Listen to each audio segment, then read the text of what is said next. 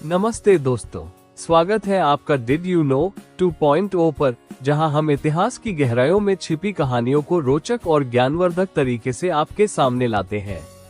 आज हम लेकर आए हैं आपको 5000 साल पीछे एक ऐसी दुनिया में जहां विज्ञान, कला और सामाजिक व्यवस्था ने दुनिया को चौंका दिया था।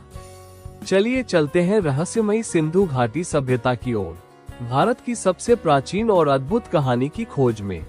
5000 साल पहले, जब दुनिया के कई हिस्से अभी आदिम अवस्था में थे, भारतीय उपमहाद्वीप की धरती पर एक अद्भुत सभ्यता आकार ले रही थी। ये थी सिंधु घाटी सभ्यता, एक ऐसी कहानी जो हमें बताती है कि हमारे पूर्वज कितने विकसित और दूरदर्शी थे। सिंधु घाटी सभ्यता लगभग 3300 ईसा पूर्व से 1300 ईसा पूर्व तक जीवित रही। यह आज के पाकिस्तान, उत्तर पश्चिम भारत और अफगानिस्तान के कुछ हिस्सों में फैली हुई थी। हम इसे हड़प्पा सभ्यता भी कहते हैं क्योंकि इसकी खोज सबसे पहले हड़प्पा नामक जगह पर हुई थी। 19वीं सदी के अंत में ब्रिटिश इंजीनियर यहाँ रेलवे ट्रैक बिछा रहे थे। उन्हें पुराने ईंटों और खंडहरों के ढेर मिले, लेकिन असली राज 1921 में खुला, जब दयाराम साहनी और 1922 में आर.डी. बनर्जी ने खुदाई शुरू की। यहीं से दुनिया को पहली बार पता चला कि भारत में भी मिस्र और मेसोपोटामिया जितनी पुरानी सभ्यता मौजूद थी। हड़प्पा और मोहनजोदड़ो के शहर आज भी इंजीनियरिंग का नमूना है। सीधी सड़कों का ग्रिड पैटर्न, मजबूत पक्की ईंटों के घर और हर गली में बिछी नालियों की सफाई व्यवस्था। सोचिए, 5000 साल पहले लोग इतने वैज्ञानिक तरीके से शहर बसा रहे थे।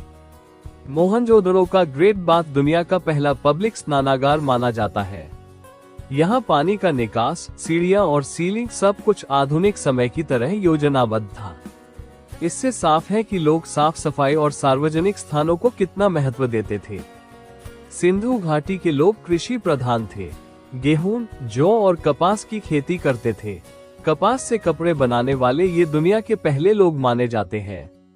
मन के गहने, मिट्टी के खिलौने और धातु की कारीगरी उनके कला कौशल को दिखाते हैं। व्यापार यहाँ की अर्थव्यवस्था की रीढ़ था।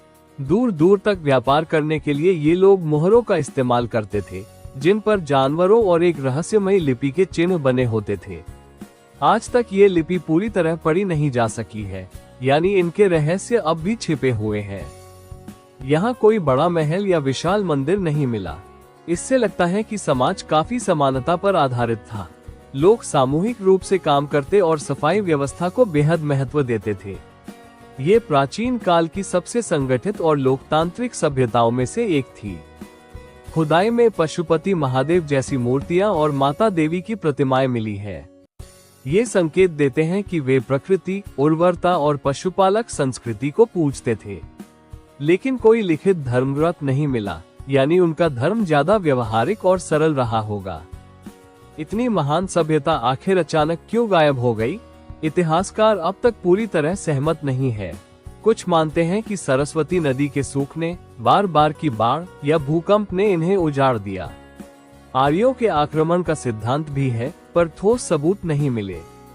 हड़प्पा और मोहनजोदड़ो की खोज ने दुनिया को ये दिखाया कि भारत केवल वेदों और महाकाव्यों का देश नहीं था, बल्कि यहाँ विज्ञान, इंजीनियरिंग और सामाजिक समानता की जड़ें 5000 साल पहले ही गहरी थीं। आज जब हम इन ईंटों के बीच खड़े होते हैं, तो महसूस होता है कि हमारी सभ्यता कितनी प्राचीन और अद्भुत है। सिंधु घाटी की ये कहानी सिर्फ इतिहास नहीं, बल्कि हमारी पहचान और गौरव का प्रमाण है। दोस्तों, अगर आपको ये ऐतिहासिक यात्रा पसंद आई हो तो वीडियो को लाइक करें, अपने विचार कमेंट में जरूर लिखें और ऐसे ही अनोखी कहानियों के लिए चैनल को सब्सक्राइब करें।